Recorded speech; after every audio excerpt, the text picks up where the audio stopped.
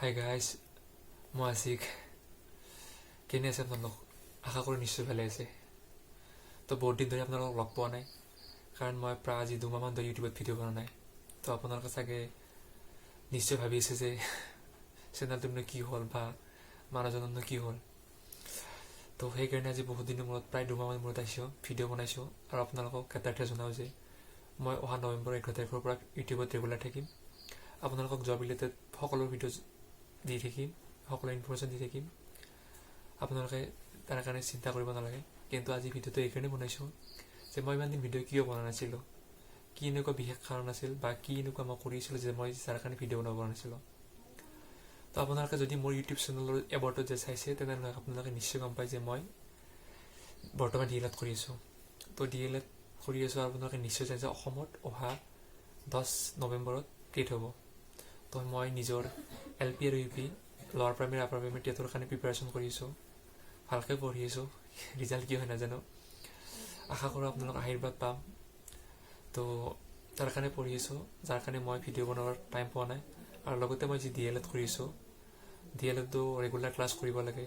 লগতে স্কুলত যায়, লগতে স্কুলত ইণ্টাৰ্ণশ্বিপ থাকে, স্কুলত যাব লাগে, ক্লাছ কৰিব লাগে। তাৰ কাৰণে ঘৰত থাকি লেচন প্লেন বনাব লাগে। বহুত টাইমৰ প্ৰয়োজন হয় বা বহুত টাইম খৰচ হয়, তাৰ কাৰণে মই ভিডিঅ' বনোৱাত বহুত প্ৰব্লেম হয় বা ভিডিঅ' বনোৱাৰ কাৰণে মই টাইম নাপাওঁ। তো যেতিয়া মোৰ এইবিলাক শেষ হৈ যাব, টেট বা লেচন এইবিলাক DL Ed শেষ হৈ যাব, তেতিয়া মই ৰেগুলাৰ ভিডিঅ' বনাব পাৰিম। আৰু নৱেম্বৰ 11 তাৰিখৰ পৰাই মই প্ৰায় ৰেগুলাৰ ভিডিঅ' বনোৱাৰ চেষ্টা কৰিম, আপোনালোকৰ যাতে সহায় হয়, আপোনালোকে যে জব ৰিলেটেড সকলো নিউজ পাই যায়, তাৰ কাৰণে চেষ্টা কৰিম। তো আজি ৰাতি ভিডিঅ'টো বনাইছোঁ। তো আপোনালোকক জনাওঁ যে ৰাতি মই কি কৰি আছোঁ। এতিয়া ৰাতি প্ৰায় 11টামান বাজিছে, আৰু মই এতিয়া কালি মোৰ স্কুলত ইণ্টাৰ্ণশ্বিপ আছে, য'ত যে মই স্কুলত যে ক্লাছ কৰিব লাগিব, যিহেতু আমি DL Edত পৰীক্ষাৰ্থী। তো মই এতিয়া লেচন প্লেন লিখিম এতিয়াহে, আৰু আপোনালোকক দেখুৱাম মই লেচন প্লেন কেনেকৈ লিখিম। ভিডিঅ'টো শেষলৈ চাই থাকিব। তো কালি মোৰ ইংলিছৰ ক্লাছ আছে। তো ক্লাছ 5ৰ মোৰ ইংলিছৰ কালি ক্লাছ আছে। মই ইংলিছৰ লেচন প্লেন লিখিবলৈ চেষ্টা কৰিম। মোৰ বন্ধু নবয়ে মোক ইংলিছৰ লেচন প্লেনটো তাৰ ক্লাছ আগতে আছিল, সি লিখিছে আৰু সি মোক হোৱাটছএপত দিছে যে মই মোৰ মোবাইলৰ পৰাই ইংলিছৰ লেচন প্লেনটো বনাম কালি।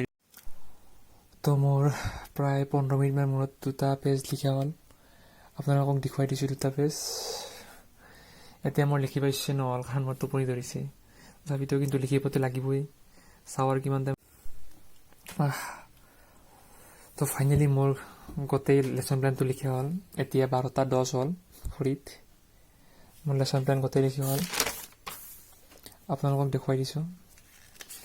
মই কথাই এইকাৰণে সৰু সৰুকৈ কৈছোঁ যে ৰাতি বহুত ৰাতি হৈ গ'ল, আৰু আমাৰ ঘৰৰ প্ৰায় সকলোৱে শুই গৈছে। আমাৰ ঘৰৰ কি, আমাৰ গাঁৱৰ যিবিলাক মানুহ আছে চবেই শুই গৈছে।